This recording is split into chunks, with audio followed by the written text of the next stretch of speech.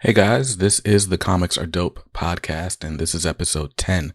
Now, before we get too deep into things, just a quick note on episode timing and release dates, because you're probably not expecting to see this in your feed so soon for those of you who are subscribed.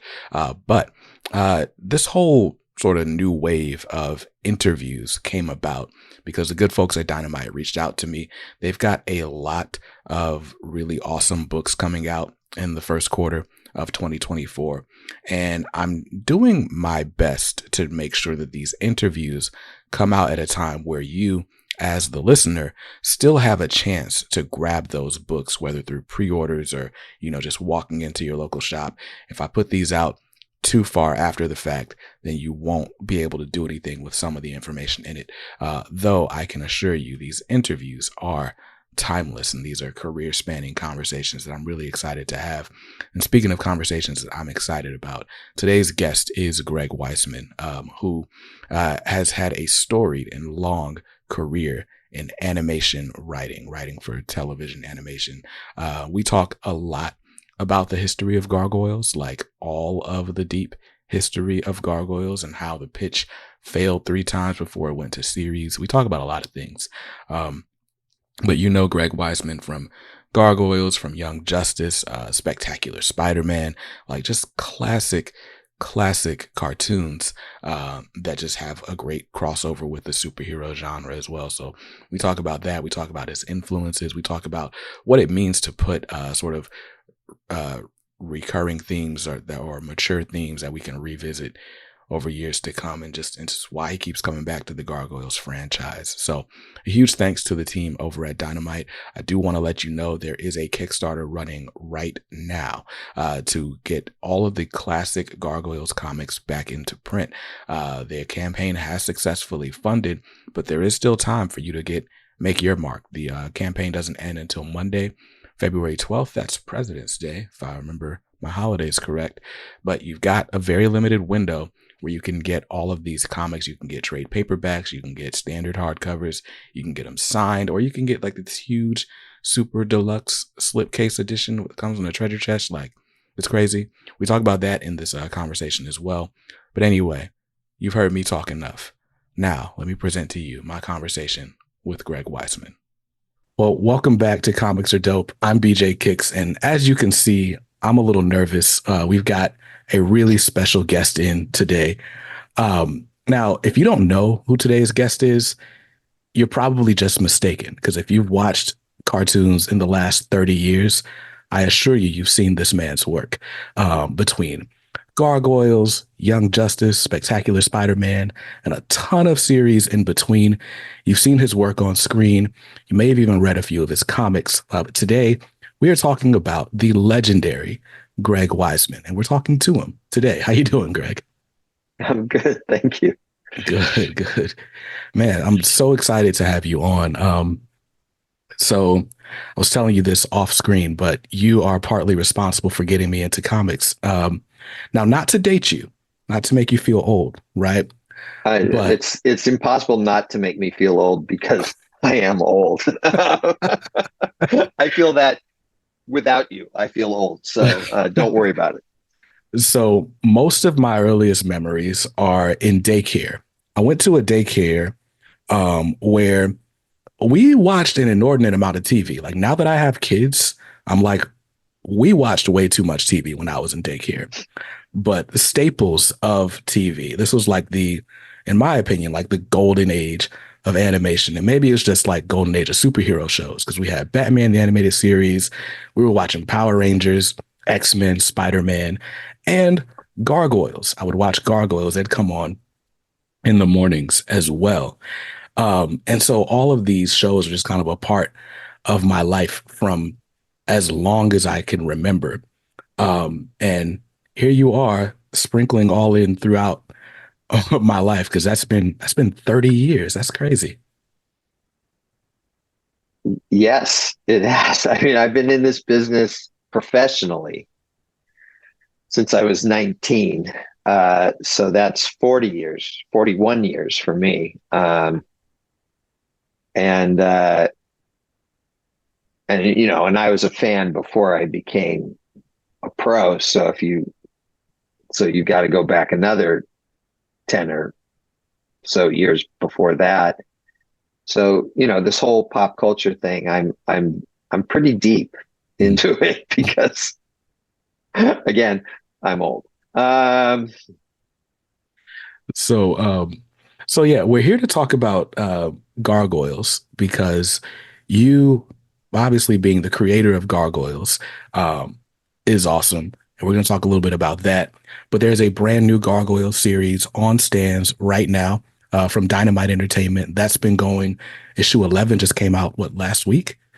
mhm. And so that's been going. We've got a new Gargoyle series coming out next month, starting. It's called Gargoyles Quest. And then in the middle of that, you did Gargoyles Dark Ages, prequel series. So we're talking about a lot of those things, but you got a lot of work coming up and a lot of things that people are really excited to talk about. So I guess I'll kind of take things up a little bit further back. We can talk about the beginning, right? For those who don't know, well, I guess they know who you are now, but what got you started? Why this career? I am fundamentally a storyteller. I, you know, joke that, if I was born in the Middle Ages, I'd be that guy with a lute in tights going from town to town, telling stories that way. I think it's all good that I was born it when I was, because no one wants to see tights. Trust me on that. And I don't know how to play the lute. Um, but one way or the other, I was going to be a storyteller, and I've wanted to be a writer um, since at least second grade. In terms of what appealed to me, I loved superheroes as a kid, Marvel Comics, DC Comics, anything with superheroes always really appealed to me. And So, when I was in college, I started writing for DC Comics. And I wrote a bunch of stuff that did not get published. I got paid for it, which was nice. Mm, But it also became frustrating because I was writing this stuff and things kept happening mm, where uh, the book I was writing for would get canceled just mm. before my stuff was going to appear, or I'd write a Black Canary miniseries, and then Mike Grell decided to write Longbow Hunters, and Uh, my miniseries had uh, Green Arrow and Black Canary get engaged, and Mike didn't want them engaged, so mm, my miniseries got canceled, which is not an attack on Mike. right. Mike Grell was up here back then, and I was literally nobody. Mm, So I get it. I even got it back then, but it became frustrating. And then I graduated college and got a staff job at DC. Initially, my title there was editorial assistant, which was a sort of fancy title for Xerox boy. mm, Um, so my job was just to take art. I was constantly at the Xerox machine, Xeroxing art. I was putting that in envelopes, sending it by UPS, because keep in mind, this is so long ago, there was no email, there was no internet, there was no way, the way we sent pages around were, first off, they were actual pages. It wasn't digital. right. It was physical product. And we would send them by DHL, or we would sell them by UPS, or we would send them by Federal Express. Um, and part of my job was like, the company DC had different locations, required different uh, mailing services. So Mm, if it was going to Mexico or South America, it had to be DHL. But if it was going within the United States, it had to be FedEx. If it was going to England, then it had to be something else. And that was the level of complication of my job. So it wasn't a hard job. There was just mm, a lot of stuff going through my office all the time. Also, I didn't really have an office. I just sort of had a cube that had a big Xerox machine in it, and barely room for a desk. but I worked my way up. I became a associate editor there eventually, and I began writing on the side again, particularly with Cary Bates, who was a longtime comic book writer. He and I became writing partners for a period of time, and we worked together on a series called Captain Atom.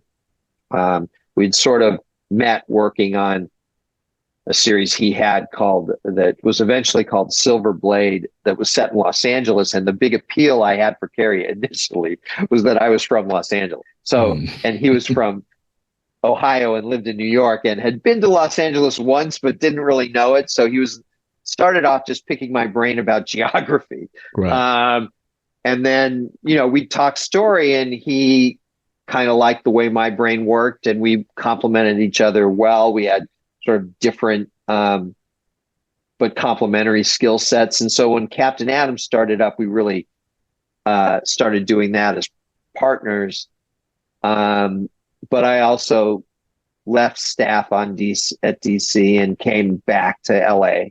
And I went to graduate school, and then eventually got a job at Disney TV animation in 1989. I started at Disney TV animation. That was and at the time I was still writing Captain Atom on the side, but for at least the first year or so that I was at Disney, and but that's sort of how I got into it. Was started in comics and then worked my way up into television. Awesome. Now, they say that if you're a writer, you can write anything, right? Screenplays, comics, short stories, television, animation, and I guess largely it's all storytelling. But you seem to have sort of found your home in animation. Why animation as opposed to live action? My mother would like to know the answer to that question too, because there's a lot more money in live action than there is in animation. I I think the short answer is not one of intent, but where I could find a job. But what I will say is that once I got into animation and learned about it, I mean, my first television credit was on a show called Gem and the Holograms. Carrie and I co-wrote one freelance episode of Gem and the Holograms before I started working at Disney. But once I got into Disney, I had three really great mentors who helped me out a lot at learning what animation is about, how it's made from top to bottom. Tad Stones taught me all about developing shows. Gary Kreisel taught me about the business of animation. And Alan Zasloff taught me about the production of animation. And they were just really great. And the one thing I'll say for myself is that I actively pursued these learning experiences. And in other words, I didn't just get the job and sit there and do the 2 or 3 things that I was asked to do. I took advantage of my opportunity at being at Disney to sort of really learn how the business worked top to bottom, how production worked top to bottom, how writing worked top to bottom. You said, if you're a writer, you can write anything. If you're a storyteller, you can do anything. And I think there's some truth to that. But every individual thing is still its own discipline. And you have to learn the discipline that you're pursuing. So yeah, I'm just taking this as an example. If you're a screenwriter, you decide to write a novel, that's great. And you probably can do it, but you've got to learn how to, one way or another, you've got to teach yourself how to write a novel. It's not like automatically being a screenwriter means, well, I can write a novel. That's easy. Likewise, I'd been a comic book writer, but learning to work in animation, there was a whole skill set I had to build up. I knew how to tell a story, but I didn't necessarily know when I started how to tell a story in in an animated series. And so I had to learn it. Having learned it, I truly did fall in love with the freedom that animation provides. We can create worlds. You can do that, obviously, today with CGI in a big live action movie. Yeah. But back in the late 80s and early 90s, you couldn't. And not at the level that we're doing it now. And by the way, to do that even now, obviously, you're talking about, movies that cost the GDP of a small country to make. Right. And in a cartoon, I'm not saying it's inexpensive, it's not. But relatively speaking, it's cheap and you can use your imagination. And I also believe that there a certain remove that an audience has with an animated film from a live action film. And the irony is that it actually may let you, I think my headphones just died on me. Can you still hear me? I can still hear you. Okay.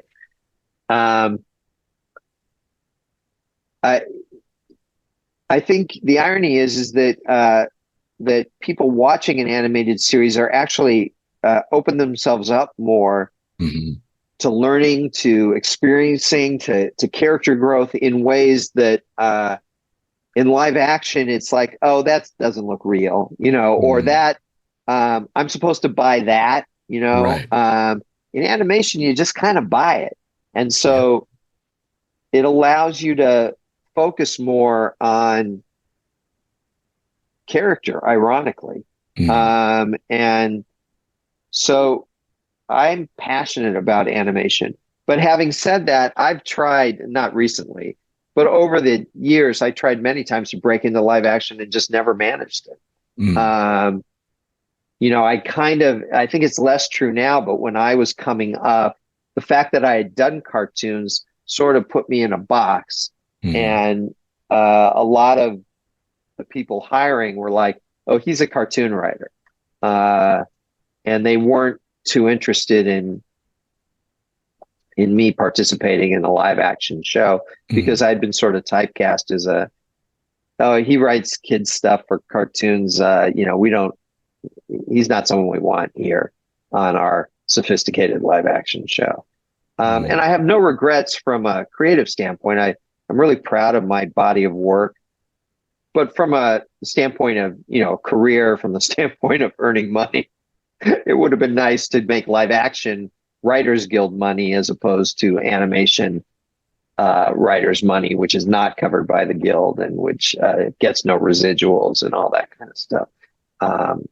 So, it's a double-edged sword, but I'm very proud of the work I've done in animation. I mean, you should be. I mean, I just jotted down a few things. If we're sitting here looking at your IMDb, I gotta take these out. They're not working anymore. Oh, okay. But yeah, so if we're looking at your, television, filmography, right, we'd be here all night. But just noting a few things, right, from my childhood, we've got the Batman, we've got Young Justice, the Men in Black animated series, Spectacular Spider-Man, Star Wars Rebels. Like, you've got a lot to be proud of in your career. So I appreciate that you don't regret it, because I certainly enjoyed watching all of these things, even Buzz Lightyear, Star Command. I mean, we can go on and on. I won't, but it's awesome, man. But so during your time at Disney, of course, sort of, I guess the hallmark would be your creation of Gargoyles. But what sorts of things were you on prior to, kind of leading up to that? So my original job at Disney was as a junior development executive, and I worked my way up to director of series development. And so initially, my job there was not talent. I was on the executive side of the desk. And when I took the job at first, I was like, all right, this will be the day job, and then I'll go home at night and I'll write. And I did that for a while, particularly because like I said, I was still writing Captain Atom for DC Comics. But between, even after I stopped doing Captain Adam, I'd get home at night, I'd be tired. Yeah. And so there's 5 years where I was an executive and I did a lot of writing as part of the job. I write pitches for this show or proposals for that show or something like that. But I didn't do any writing for me for almost 5 years. And then came Gargoyles, which I came up with the idea for with my team in 1991, and which we finally sold 2 years later in 93. And it was hard to sell it. Michael Eisner, who at the time was chairman of the Walt Disney Company, rejected it twice before he bought it the third time. And then we were up and running with this show that for Disney was something very, very different. We'd been doing a lot of real, and I love these shows, Gummy Bears and Tailspin and Chippendales Rescue Rangers and Darkwing Duck and DuckTales, all these great shows. But this was something very, very different for that company at that time. Yeah. And normally what I would do is find a showrunner on the writing side, story editor or producer or showrunner on the writing side. And then there was another executive on the production side who would find a producer on to handle direction and design and all that sort of stuff. And we'd partner these two people up. Sometimes one of them was in charge and the other was under. Sometimes they'd be equal partners. But we'd partner these two people up and we'd set them off, make the show. And I would pay attention through the pilot to make sure they were making the show that we had sold. Right. But then I would walk away and start developing the next slate of shows, usually. But one of the things that happened on Gargoyles, is that I created the show and I'd been working to sell it for 2 years. So I had really gotten deep into it. The second thing is that because this was a new kind of show for Disney, we had trouble finding the right people to work on it.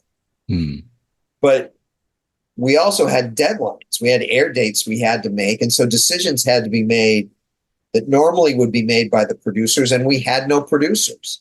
Yeah. And so I became the guy making those decisions. And thus I became even more, fell even more in love with Gargoyles. And I loved it to begin with, but I just felt intrinsically attached to it.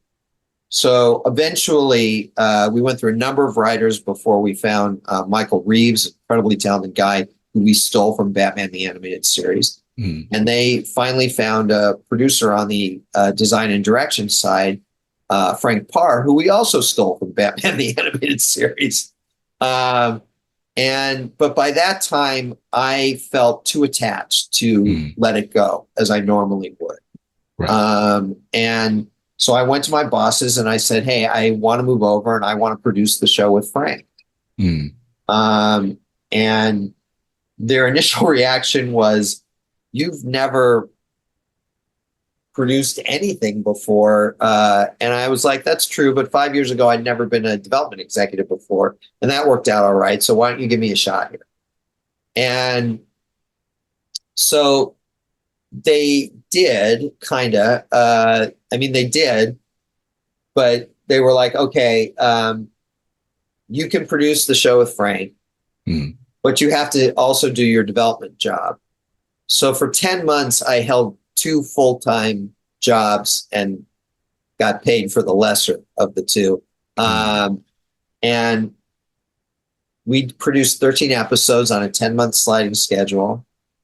And everyone loved them, and it all turned out pretty great.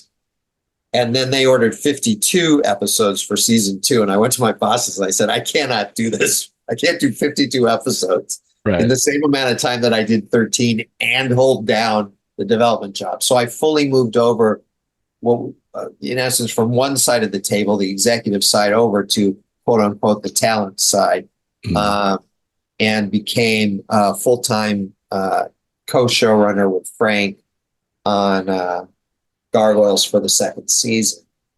And pretty much from that point on, that became my career, which was, Mm. I would develop shows, but as talent as opposed to an executive. I Gotcha. moved over from being an executive to being a writer, producer, etc. Okay. So you mentioned Batman the animated series. It's funny. I've got Batman right over here. As my action figure on top of my speaker. But the way the story is told is like, oh, Disney wanted to compete with Batman the animated series, right? But you conceived of the show before Batman premiered. What were your original inspirations for Gargoyles? So we did conceive the show before Batman premiered, although to be fair, um, the original inspiration for Gargoyles was a TV show called Disney's Adventures of the Gummy Bears. Okay. And the original version that we pitched first to Eisner was a comedy adventure show, very much in the tone of Gummy Bears. Hmm. Gummy Bears was a show created by a guy named Jim Magon that I just loved. I worked a little bit on the last couple seasons of it Hmm. as an executive, just sort of supervising it, but Hmm. I had no creative input in it. But I loved it. Yeah. And we felt like it was a great original show that Disney had made that got no respect. Hmm. And we knew why. There was a lot of brand confusion between Gummy Bears and Care Bears. Yes. And Gummy Bears had this great backstory and this great medieval setting and all this fun stuff going on. And Care Bears, I'm going to offend some Care Bear fans listening to this podcast, but Care Bears was, to me, a sort of saccharine, sweet show where it's like, I'll give you a hug and everything will be better, but both of them featured small, multicolored bears. Hmm. And ours, even though theirs was the saccharine show, in my opinion, ours was the show that was named after a candy. Right. So I understood why there was confusion. But Gargoyles was an attempt to do a show like Gummy Bears, not copy it, but do one in that genre Hmm. that would garner more respect. So it was the 90s, and in the 90s, everything needed to be edgier. Right. Being edgy, that was a big thing. So we did two things very consciously to make the show edgier. Instead of doing cute little multicolored bears, we did cute little multicolored monsters, gargoyles. I'd been fascinated with gargoyles since I was a teenager. So this was a natural thing for me. It's like, we can have fun little monsters running around doing these adventures instead of fun little teddy bears doing them. And then the second thing we did is we wanted to have this great medieval backstory, but we cast a spell on them and put them to sleep for 1,000 years and have them wake up in modern day Manhattan. That would be edgier too. It would be modern day. It wouldn't be this soft focus medieval thing. No, it's happening right now. You have these creatures from the medieval world who are waking up in modern day Manhattan. Now, that's fundamentally the premise of Gargoyles, but the tone was very different. And we tried to sell that show to Eisner, and he just didn't buy it. Now, I think it would have been a great show, not the show that we all know and love, but it probably would have came and went. Right. So my boss still thought it was my immediate boss. I mean, Eisner was the big boss, right? But my immediate boss still thought there's something to this. So work on it some more. So I pitched the show to Tad Stones, who created Darkwing Duck shows. And Tad had, by that time, seen early footage for Beauty and the Beast. This is before Beauty and the Beast came out. but he had seen it already. And he said, why don't you, instead of having all these little gargoyles, you've got this human female character who helps them out. Mm-hmm. What if you had one big gargoyle instead of all the little ones and this human, and you could do a Beauty and the Beast kind of thing? Mm-hmm. And so an artist named Greg Guler and I created Goliath, who did not exist in the old show, the old version of the show. And we took the whole comedy version of the show and put it through the prism of Goliath and came out the other end fundamentally with the show that aired. Mm. And then we had to pitch it. And so we came up with all these ideas. I mean, and again, this was way more up my alley. I was a superhero guy. I had worked at DC Comics for years. And so this was going to be a superhero show without all the, without capes and tights, right? But that was the genre we were now in, the sort of mutt superhero genre, which incorporates detective fiction and science fiction and magic and fantasy and horror and occult, and anything you can think of is all part of the superhero genre, right? Right. So that's what we were going to do. And we went nuts coming up with ideas for this show. We came up with this incredibly huge pitch for this show, which we pitched to Eisner, and he said no. And we walked away again, still feeling like this was a good show. And we had a meeting with Jeffrey Katzenberg, who at the time was chairman of the Walt Disney Studios. So Eisner was Katzenberg's boss, and then we were all under Katzenberg. And Jeffrey said in this sort of post-mortem meeting, so you're going to keep working on Gargoyles? And I actually was like, no, I don't think so, because I pitched it to Michael twice now, once as a comedy adventure show and one as an action drama. He said no to both. I don't know where else to take it. He's like, no, he didn't say no. He just wanted you to work on it some more. Well, I had been there the day before, and that was not the message that came from Michael. But what I was getting was that Jeffrey still thought there was something to it. And he wasn't going to disagree with Michael in a room, at least not back then. But he still wanted us to pursue it. So we went back to the drawing board for a third time, and we took a careful look at the show, and we said, no, there's nothing wrong with this show. This is a great effing show, right? The problem was the pitch. The pitch was so huge with all these ideas, the pack and the mutates and all this stuff, which we ultimately did put in the show. Right. But the pitch was distracting. You couldn't focus on anything. So we cut the pitch. We didn't add anything. Right. We just cut stuff out, and we focused the pitch on the relationship between Goliath, the lead gargoyle, and Elisa, the human cop, who became his friend. And by that time, Beauty and the Beast had come out. Right. And as you may know, was something of a hit for the Walt Disney Company. Absolutely. So when we went back a third time to Eisner, we really had a focused Beauty and the Beast, modern day style pitch with a gargoyle and a human. And yeah, we had a little bit on some of the other characters in there, the trio and Hudson and Bronx and Xanatos, although back then he was called Xavier, and Demona. But we really focused it on Goliath and Elisa, and Michael bought it like that. Then we were making the show. So at that point, the inspirations, we had moved away from the Gummy Bears inspiration. And I would say my second biggest inspiration for the show was a television series that aired in the 80s called Hill Street Blues, and which to me is the founder of all modern television. And I really used that as a model for a lot of what we were doing structurally. And then, we had all sorts of other influences, certainly Shakespeare, Arthurian legends, various mythologies from all around the world. We brought as much in as we could. And all of that became part of what Gargoyles is and continues to be now in the comics to this day, as we approach the 30th anniversary of Gargoyles this year. Yeah, that checks out. Definitely 30 years ago.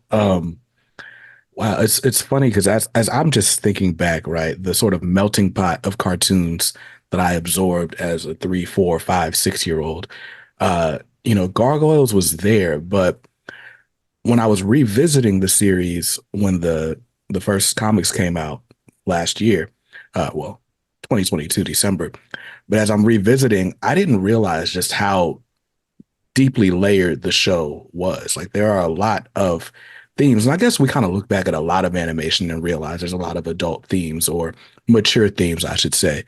Um, but I mean, there's this sort of enduring uh, thread of, the hated and feared. I guess we can kind of draw like mutant comparisons. Even like in the current comics, right? There's a lot to say about like how do we define humanity and at times it's a commentary on like the worst of like human instincts and the condition, right? Like the way we judge things or people that we don't know or aren't familiar with. But there was so much in that show that I did not absorb then.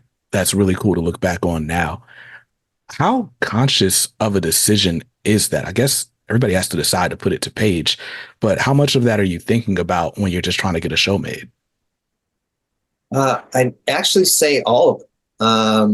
You know, there were certain things I wanted to do that we weren't allowed to do back in the day objectively. A good example is the character of Lexington we viewed as being gay, Mm, but I couldn't objectively state that in 1994 or 5. mm, So we just tried to write him consistently so that if down the road, who would know? But down the road being 2023, right.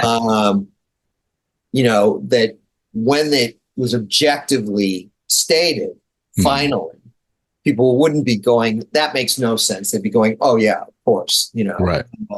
or I knew it, Mm, kind of thing.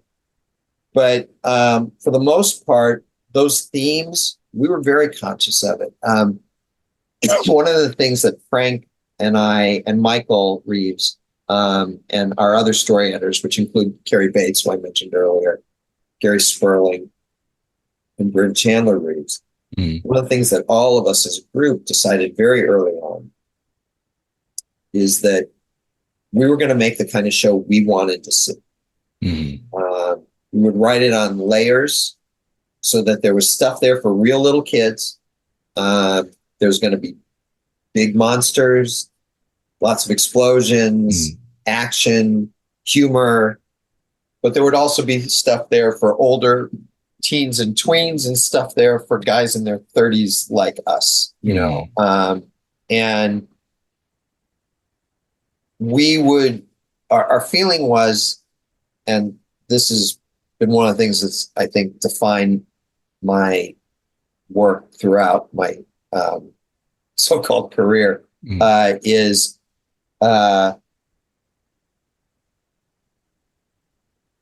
I've got to be passionate about what I'm doing. mm, If I'm not passionate about what I'm doing, how can I expect any viewer to be passionate? And what that means is that sometimes if I'm passionate about something, there are going to be some viewers who are not going to like it. And that's fine. I can live with that. mm, What I can't live with is the notion is that I'm going to try and predict what viewers want. And I won't be passionate about it, but I'll try and give them what they want. And right. to me, that's a great path to failure. Um, Certainly creative failure, and 9 times out of 10, I would say even commercial failure.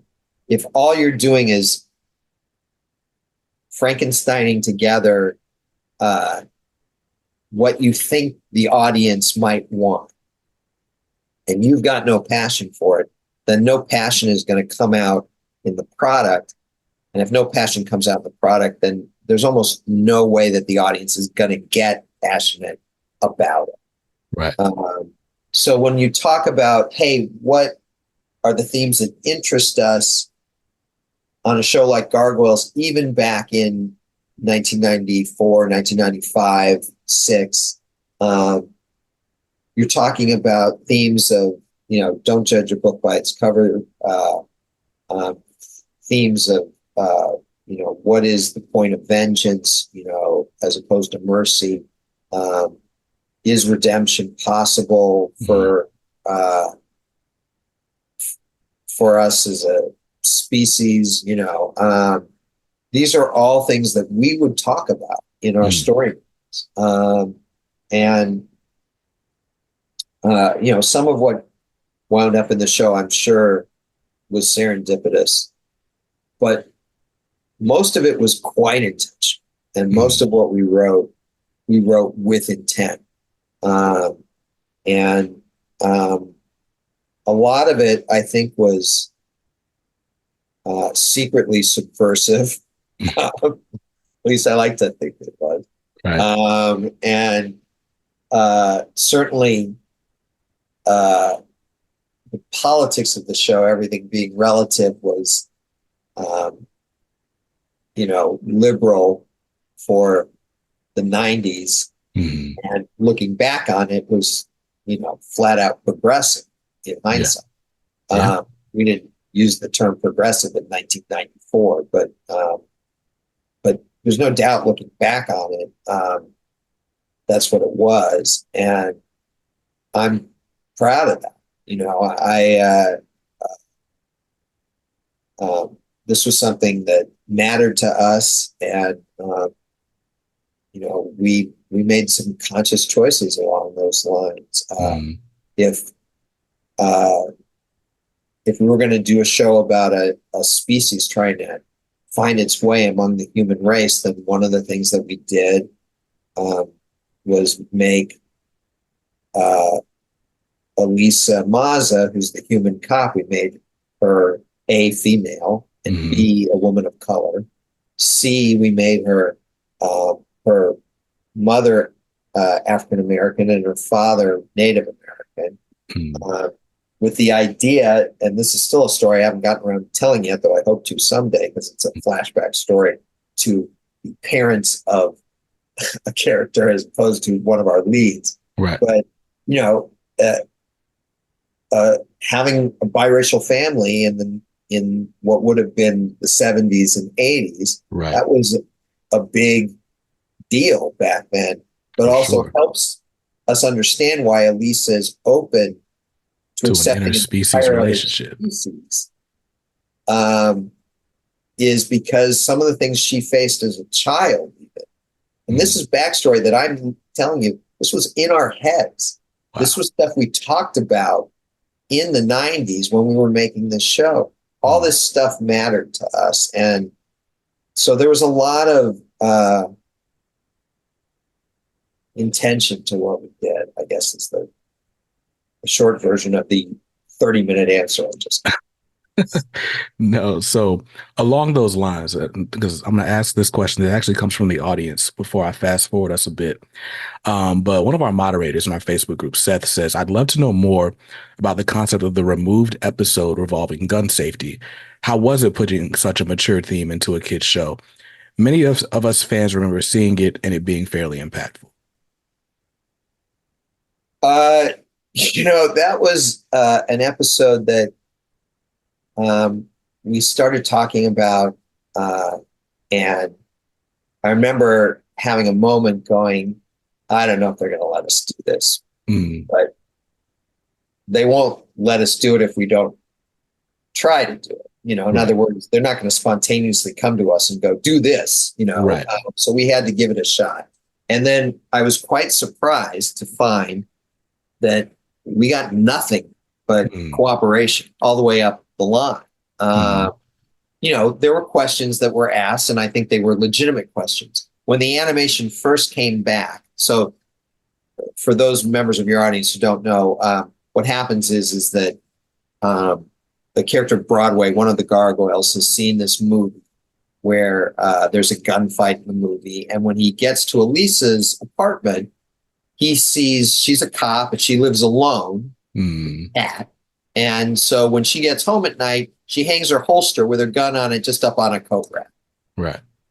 which is not a secure way to keep your gun, but there were no children in the household and that sort of thing. So she didn't really think about it back then. Although in later episodes, you see her lock her gun up every time. But she just leaves it out, and Broadway picks it up and and he's playing with it like it's a toy. And then he accidentally pulls the trigger, and Elisa is shot. And there's a lot of other stuff that goes on in the episode, but Elisa nearly dies from an accidental gunshot. And we were very careful with this episode. I mean, one thing that happened when the animation first came back, there was a huge pool of blood beneath Elisa, which we changed for two reasons. One is because it was so big, pool of blood, that it looked like she had completely bled out. And in the end, we were going to have her survive. Right. So one reason we had that animation redone was that pragmatic reason, right? But the other reason is the pool of blood was so large, it became a distraction. It was like, oh, we just wanted a chance to do gore. Well, that wasn't the case at all. It wasn't about gore. Right. So we had the animation redone so that it was way more subtle. And that episode went out. It got phenomenal attention from everything from TV Guide. There was a woman who wrote a book. Her name was Madeline Levine, called Viewing Violence, which was largely critical of television and all the violence that kids were exposed to, and yet praised that episode because of how responsible it was. This was not per se, it wasn't about gun control. It wasn't about the Second Amendment. This was an episode about gun safety. Right. And we felt it was an important episode that kids should know that kids should know not to play with guns. They are not toys. B, parents should know that they should lock their guns up. Right. And you know, years later, that episode became controversial, but when it came out, it wasn't controversial at all. Right. I think maybe we got one negative letter about it, like, how can you put this on television, kind of thing. But for the most part,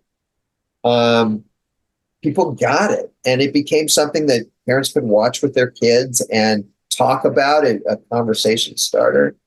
And that's sort of where that episode came from, is just like, we were doing 3 episodes. We had a trio of young gargoyles, teenagers, basically, Brooklyn, Lexington, Broadway. And we did a trio of episodes, one for each of them. And when we came to the Broadway episode, which was the third of those 3, that became the story that we told for that episode.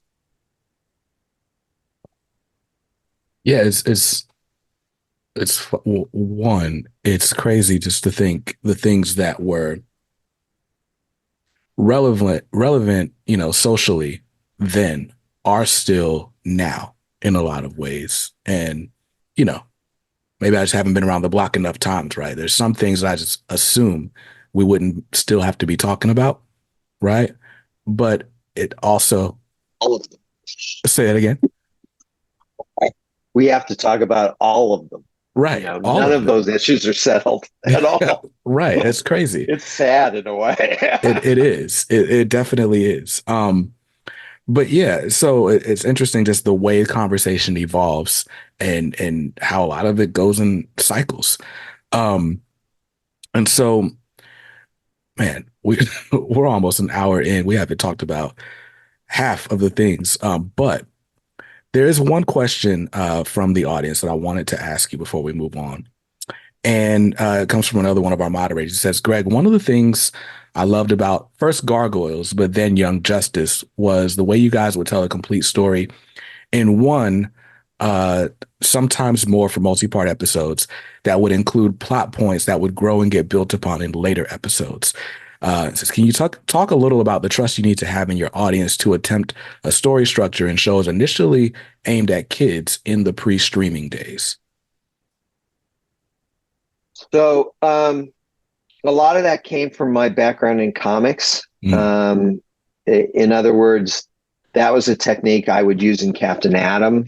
Books coming out once a month, Right. not even once a week, like a TV series, once a month. Mm. And you'd lay pipe, you'd plant a seed for something that wasn't going to bear fruit for 5 or 6 issues or something like that. So I wasn't shy about doing that kind of thing. And I had tremendous faith in our audience, all of which was borne out, not like, oh, I had tremendous faith in my audience and man, I was wrong. No, in fact, I was right. Yeah. And we could plant seeds, and it also allowed, there was a rule, the quote unquote conventional wisdom in those days was that comedy repeats because people will laugh again and again and again at the same things. Right. But a drama, an adventure show, it doesn't repeat because if they know how it turns out, why would they watch it a second time? Well, one of the things that we learned is that if we do this sort of thing, people will actually watch these episodes again because they'll watch it a second time and go, oh my God, they planted a seed for that way back. I mean, we did something in season 4 of Young Justice with a school bus that we had been planting seeds for 10 years earlier back in season 1. And so they go back and they watch season 1 and they're like, oh my God, this thing with the school bus, they started doing 4 seasons ago, or, I guess 3 seasons ago, whatever. Right. And we did that on Gargoyles, that, we had an episode and they worked in both directions. Like at one point, Michael Reeves, I can't remember if this was an episode he wrote himself or story edited, but had a line in there about David Xanatos having a meeting with an emir, and David goes, tell him to wait. And for us, when in that episode, it was just like that showed how important David Xanatos was, that he could even make an emir wait, right? But I got sort of fascinated with, who is this emir? So down the road, we did an episode with the emir. Tony Shalhoub played the emir, and it was about the emir's son had died in a car accident, and so in the middle, in between the initial throwaway mention of the emir and the actual episode with the emir, we did a second mention of the emir to plant a seed for what was coming. But, if you don't know the inside story about it, you'd go back and watch that first episode and like, oh my God, they did that. They mentioned the emir 30 episodes earlier or something like that, So sometimes we discover things along the way. We're certainly open to that.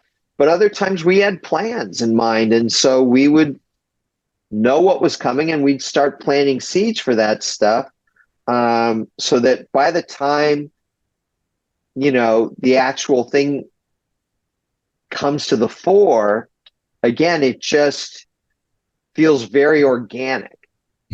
And I was never worried about our audience keeping up. For one reason is when we did the actual episode with the emir, we introduced the emir. You didn't have to have seen those 2 episodes. Right. But if you did, it's a little bit, more fun for you. But you didn't have to. So, if you missed them, you missed them. But, and what we always said, particularly back then, again, pre-streaming, is we could never be 100% sure where an audience was joining us. Right. If you're streaming a show nowadays, why wouldn't you start with episode 1? I mean, that'd just be weird. Right. Oh, I've got Netflix has 20 episodes of this on. I think I'll start with episode 4. Why would you do that?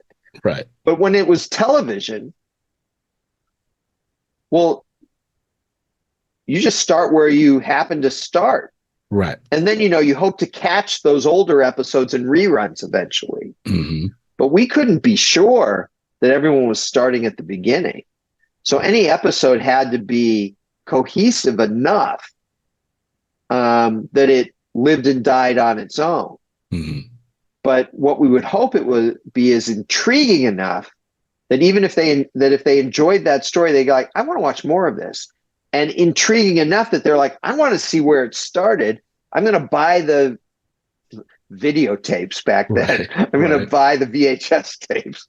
Or I'm going to wait till they start showing the reruns and I'm going to, watch them that way.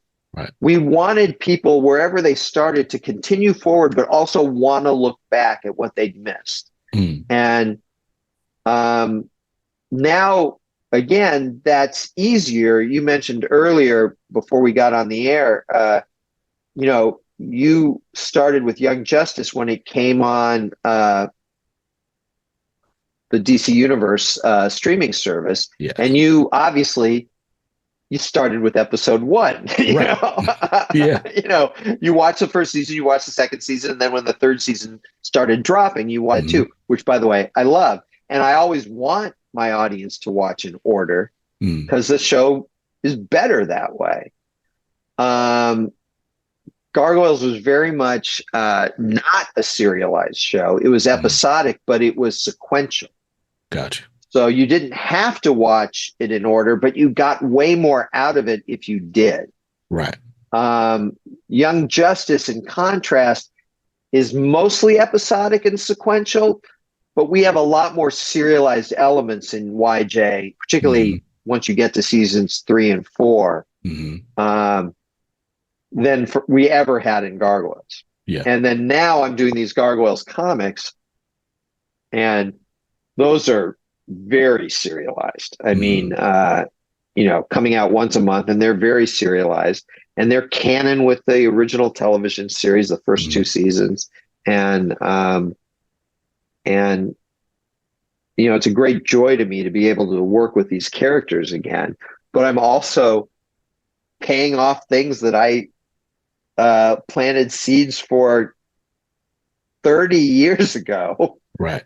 That, we didn't get enough episodes to see that fruit, appear on the vine. Well, some of it's appearing on the vine, as we speak. Yeah, no. And thank you for the perfect segue into the present. Right. So, Gargoyles have been coming out in comics for about a year now, or just over. And of course you've returned, to it, which it's just it just shows your love for this work, right? I started picking them. I was very excited when Dynamite got the Disney license, mostly because they were bringing back Darkwing Duck, which of all those Disney afternoon shows was my favorite. But then I was like, oh snap, I remember Gargoyles, and so I subscribed to everything. And so I was reading. I think I got to issue 3. And I'm going through and I'm like, I get it, but it just feels like I'm missing something, right? Like we open and, things are different from what I remember from when I was 4, right? And so I'm like, all right, I'm going to be better served watching the show first. I ended up watching all of season 1 and maybe about half of season 2. I don't remember how far. I got to the Halloween episode where, fun Easter egg, Elisa, excuse me, is dressed as Belle because they're Beauty and the Beast. Right. But anyway, I got far enough to where when I opened the comic again in preparation for our conversation, it's like, oh, okay, now this all feels familiar and fresh. And then I was able to go through, read the whole 11 issues, and I'm just like amazed. I think the series really does pick up probably around issue 4. With issue 4. Yeah. No, I think so too, by the way.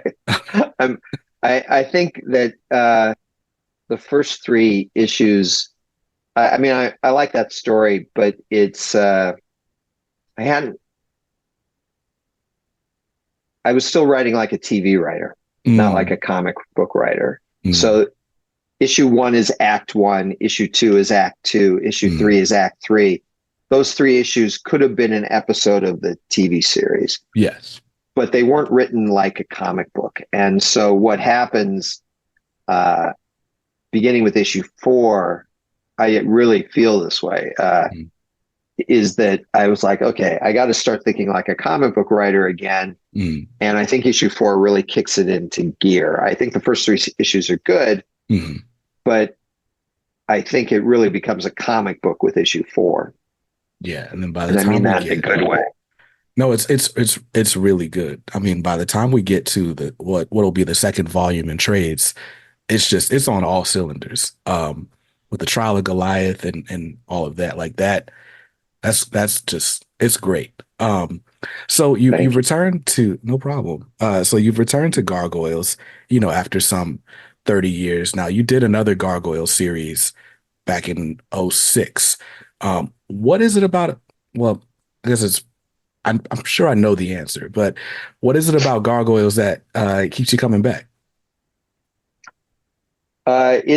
It's literally the characters. I mean, I just have tremendous affection for all these characters, Mm, and I have never stopped working on this series. mm, I have uh,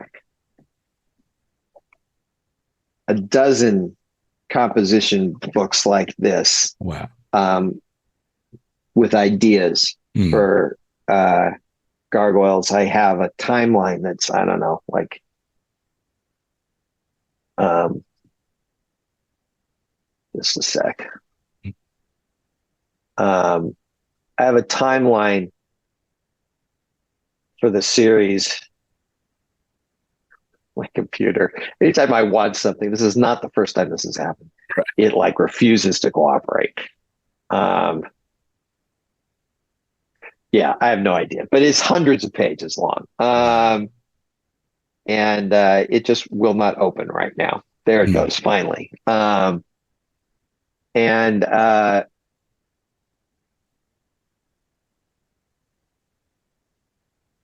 um, one thing I will say is that one of the major impetuses of my continued interest, mhm. yeah, this timeline is 394 pages long Wow. and always growing, um, is the fans themselves. So Mm, Gargoyles has really phenomenally great fans. yeah. Um, they are smart, they're passionate, um, they are incredibly creative. I know many Gargoyles fans who've gone on, who were kids when the show came out, or teenagers, or in their early 20s, who've gone on to become pros in their own right. Mm, Um, and their interest in it kept my interest high. And so I've been working nonstop to continue Gargoyles in one way or another since I left the series in '96. mm, So we had, Marvel did some Gargoyles comics while we were making the series, and I was supposed to take over the writing of the Marvel book, but then it got canceled. So mm. I'd written one issue that never saw print. And Gotcha. then, as you said, in 2006 or seven, something like that, Mm, a company called SLG got the license, and I wrote 12 issues of Gargoyles and 6 issues of a spin-off comic called Gargoyles Bad Guys. mm, All of those, we actually have a Kickstarter beginning this Thursday. So I don't know when. So Thursday, January 11th, a Kickstarter, Dynamite has a Kickstarter beginning that collects the 3 volumes of mm. previous Gargoyles comics. The volume 1 is the Marvel stuff, Okay. which includes artists like Amanda Connor, writers like Marty Pasco, Jimmy Palmiotti, Mm, just some incredibly talented people. Then volume 2 is the 12 issues of Gargoyles that I wrote for SLG. And volume 3 is the 6 issues of Bad Guys that I wrote for SLG. And all of those comics have been out of print for decades, and incredibly difficult to get, go for thousands of dollars on eBay. So one thing I really do want to promote is on Thursday, January 11th, check out the Dynamite Kickstarter for Gargoyles, because that's a great way to get these volumes going. and it's going to be a But 3 hardcover set, or they're all collected into one? You can get it's 3 volumes, Okay. but you can get them as trade paperbacks or you can get them as hardcovers.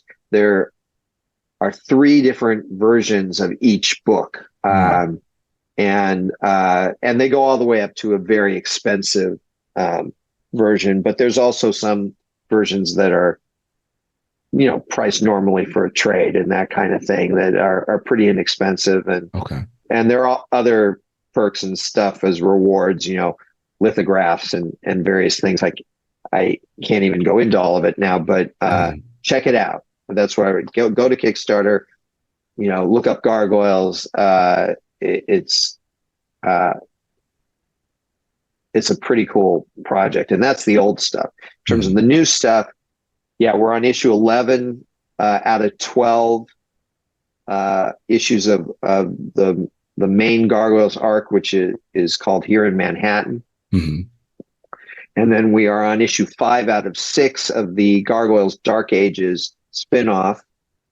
And then as those 2 come to a stop, we are starting up a Gargoyles miniseries called Gargoyles Quest, which is a 5-issue miniseries. And then that will be followed by another Gargoyles series. We're doing, Dynamite is all in on Gargoyles, and Disney's very supportive, and it's all been a blast for me. And I think the fans have responded really, really well to these books. So you wrote in the introduction to the hardcover for Here in Manhattan Volume 1 that issue 1 was the biggest debut issue in Dynamite's history. That's what Dynamite tells me is that, I mean, God knows they had so many covers, something like 82 different covers, but which I'm sure is a big part of it. And then, a big part of it is George Camedes's art, which is great. And the artists, the many, many cover artists we had, including Amanda Connor, who worked on Gargoyles way back when at Marvel, and David Nakayama and Jay Lee and all sorts of fantastic artists. I like to think that my writing helped too. But, the creator of the show coming back to write new stories, new canon stories is part of the selling point. But yes, Dynamite tells me that issue 1 was Dynamite's best-selling issue ever. That's amazing. I was pretty pleased about that. And the book is still selling well. I'm sure it's not at issue 1 numbers, obviously, but the book is still selling really well, and we're still going. We've done those 18 issues. We also did a one-shot Gargoyles Halloween special. Yes. So if you want to see what Elisa dressed up for Halloween in 1997, you can do that, because our series is set back in 97. I decided not to jump to the present.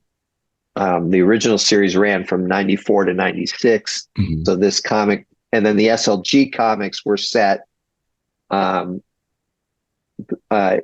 between 96 and 97. And now the current comics are set in 97, except for Dark Ages, which is a prequel set in, I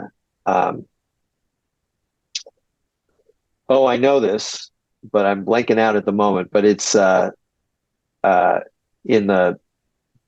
obviously in the Middle Ages, in the Dark Ages. So it's set 1,000+ years ago. 971, that's it. Gotcha. In the year 971 AD. Wow.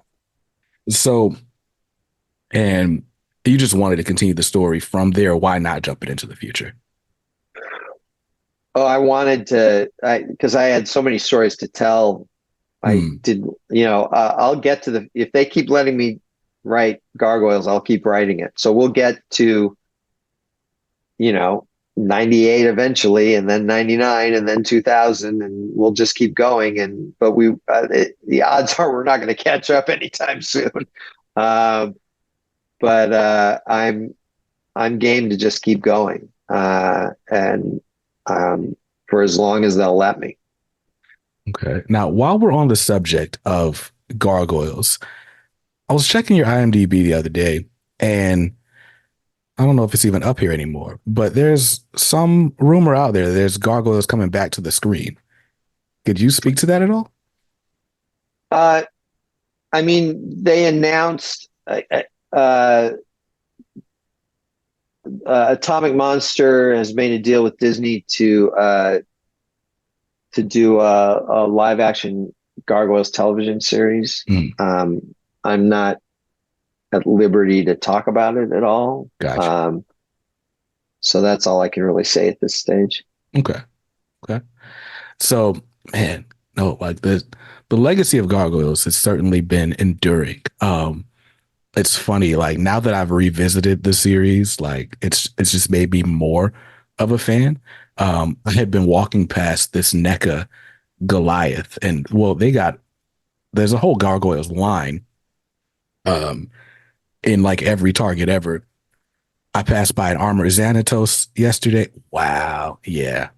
Yeah. No, those NECA, let me spotlight you real quick. But yeah, no, those NECA Gargoyles action figures are just amazing. I walked by an armored Xanatos yesterday.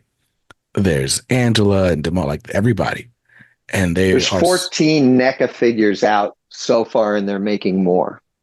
wow, that is awesome. NECA's doing a fantastic job. They, Um, they, I've got no input on that at all, but mm, I am all for it. You know, I've got NECA very kindly sent me one of each, mm, except for Goliath because I already had Goliath.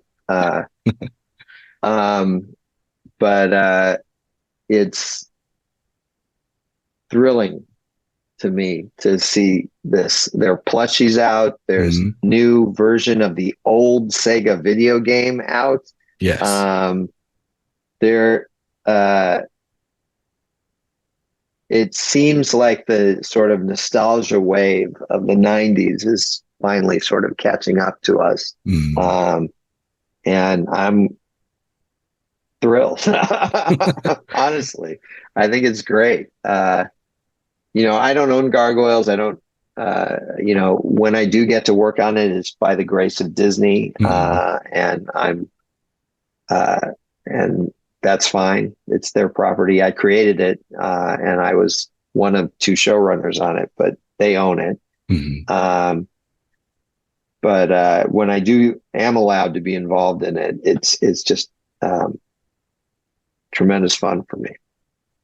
Man, it's got to be awesome to conceive of something and just watch it just grow for all these years. Man, that's amazing. So Gargoyles, we've got a lot of Gargoyles comics out. Like I said, there's the volume 1 here in Manhattan. I think the hardcover just came out last week, unless the solicits didn't get updated. You can get it in trade paperback form. That's the first 6 issues of the 2023 series. Gargoyles Dark Ages is still coming out in single issues right now. Gargoyles Quest #1 is out February 7th, 2024. And there's a lot more where that came from. There's a Kickstarter starting on Thursday, January 11th. So for those of you who are like me and missed out on all the original Gargoyles comics, you got a chance to own those as well. And before I let you go, you've got all that coming, and that's amazing. But you're also returning to another animated property that you produced. And in March, we've got a series from Marvel coming, Spectacular Spider-Man, which will be the first time in an ongoing comic that Peter and Miles are teamed up. What can you tell us about it? Uh, yeah, the Spectacular Spider-Men, plural. It is an absolute kick to write. Um, what I will say is that the art is by Humberto Ramos, Mm-hmm. and is so gorgeous that I feel like I could write a shopping list and it would still be worth buying. I like to think my writing's a little better than a shopping list, but the stuff that I'm seeing from Umberto, and he is currently penciling issue 3. Coloring is being done on issue 2. Edgar Delgado's doing the coloring, and it's gorgeous also. So what I will say is that visually, this book is just stunning. I am very, by the way, also thrilled with the work that George Camadeus did on Gargoyles, and which Drew did on Dark Ages. But getting Humberto back on Spider-Man is just a tremendous treat. Yeah. I'm having great fun writing Peter and Miles together. It's an interesting dynamic because Miles has been used to Peter as sort of a mentor figure, and is really trying to step up and prove that he is mature and can be Peter's friend instead of his protege. And from Peter's point of view, he already views Miles as his friend. And so Peter is actually enjoying hanging out with a 16-year-old and is letting his own inner 16-year-old sort of hang out. So you have this sort of odd role reversal where Miles is the one acting responsible and mature, and Peter's the one who's acting like a goofball. And yet it feels very right to me that's become their dynamic as they're evolving out of protege mentor relationship and into just, hey, we're just good friends now. Yeah. And the basic premise of the book, I don't think this is much of a spoiler, is that Peter just suggests to Miles, hey, let's get together every Wednesday. Let's spend an hour. Let's get coffee every Wednesday. And Miles is like, I mean, like, how are we going to get this coffee when we're in our costumes? And Peter's like, no. This isn't Spider-Man. This isn't a team up. This is Peter and Miles. These are two friends. We'll pick a coffee shop. We'll go there every Wednesday. And they pick the coffee bean on the campus of Empire State University. That's Peter's alma mater. And it's also a school that Miles is interested in applying to. And so it's like, okay, we'll go to this coffee shop. Peter works really hard to become a regular there. He wants them to, it's like the coffee shop where everybody knows your name. He wants them to shout his name out when he walks in the door. He wants his order ready, kind of thing. Miles is like, Peter's like giving the order and it's complicated. And so week in, week out, he gives the same order until finally the barista knows his order by heart. Right. Miles is like, I use the app like a normal person. What is wrong with you? And we begin to build, because they each have their own books. Right. So we're building sort of a little supporting cast at this Coffee Bean. And, the idea is that no team ups. We're not going to do any Spider-Man stuff. This is just two friends, civilian clothes, hanging out, having a coffee, right? Well, it's a comic book. So that lasts for about half an issue before the shit hits the fan. But that's the idea, is that we're just going to be friends. And we're going to wind up with a group of friends in this coffee shop. And, so we have the baristas are characters, the other customers are characters, and what goes on among these people, this is what this series is about. And so it's a very, on one level, sort of human. This isn't the big, Galactus isn't coming down in this series. This is much more ground level, which isn't to say it doesn't get superhero-y and science fiction-y and stuff like that. There's all sorts of aspects to it, but I think it's a lot of fun, and I definitely hope people pick it up. I'm excited about the first issue comes out in March, and like I said, beyond anything I'm writing, it is incredibly gorgeous looking.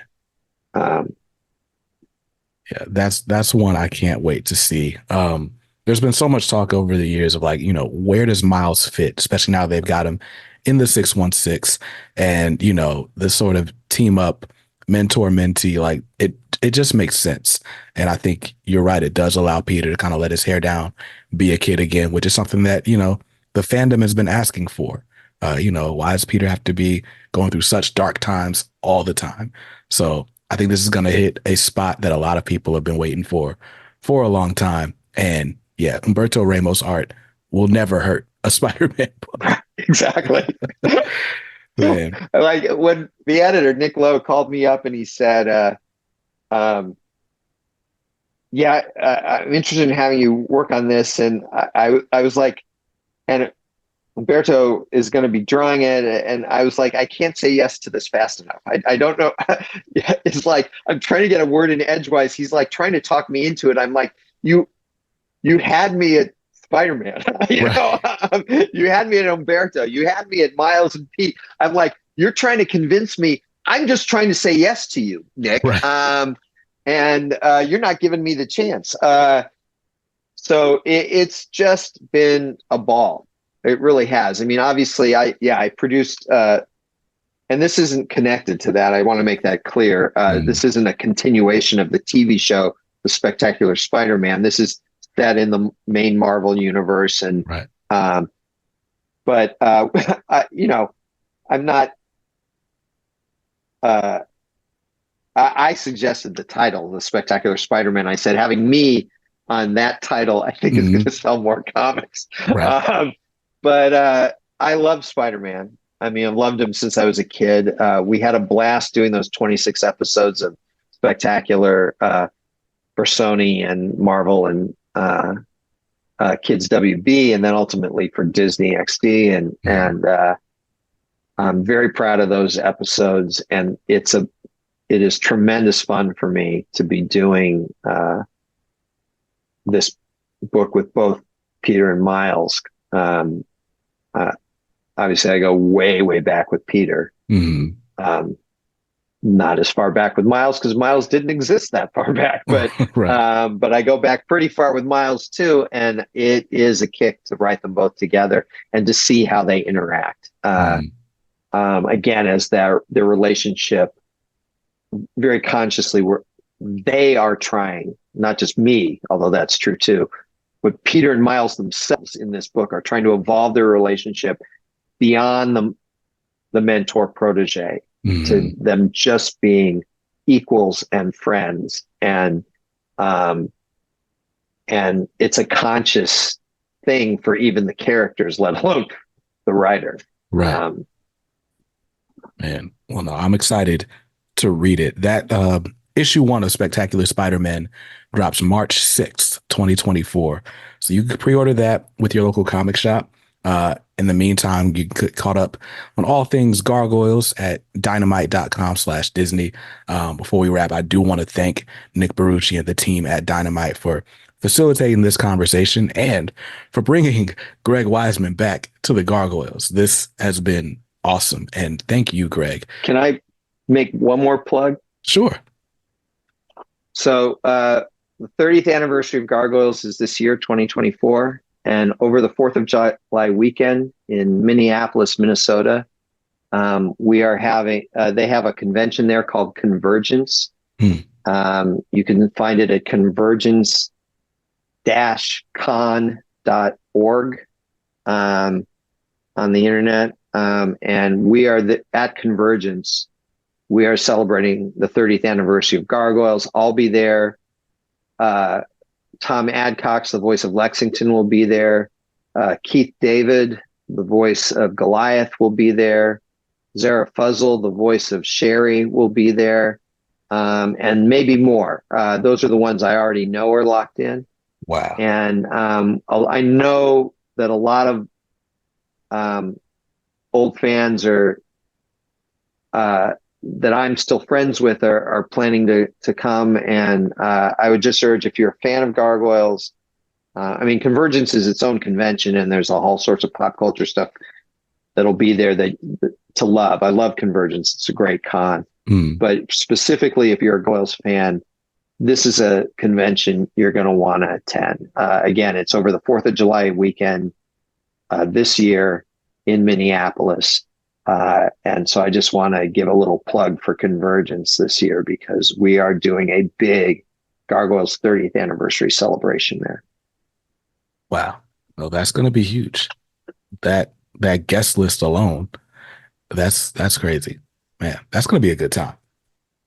I don't know if I'll be able to swing it, but that's going to be a good time. So definitely get I your hope, tickets. yeah, go for it. Awesome, man. Well, Greg, thank you so much for your time. You don't know how much this conversation has enriched me, and it's just been great. So I really appreciate it, and just all of your work over the years. My childhood, my adulthood is not the same without your contribution. So thank you so Well, much, man. thank you. I appreciate that. I really do. Oh, yeah, it's no problem at all. And there we have it. That is the pin in another amazing conversation. Huge thanks to Greg for being so generous with his time, as well as the information that he shared. Huge thanks to Nick and Amy over at Dynamite for making this conversation happen. And man, you guys don't forget, if you're listening to this before February 12th, 2024, there is still time for you to get in on that Kickstarter for Gargoyles, the original 30th anniversary collection. Trade paperbacks, hardcovers. There are some really, really awesome extras, fine art pieces, all sorts of stuff that you can grab if you back the Kickstarter before it ends on February 12th. Like I said, those comic collections have been long out of print, and there's no better way to celebrate the 30th anniversary of Gargoyles than those. So that's going to do it for me. Just a reminder, these conversations do also appear on our YouTube channel. So go to youtube.com/@comics-are-dope if you want to see these conversations with some really fun visual aids and learn more about how you can get involved with the whole Comics Are Dope community. I'll see you guys in another episode real soon. Till then, stay safe, stay awesome, and read something dope today. Peace.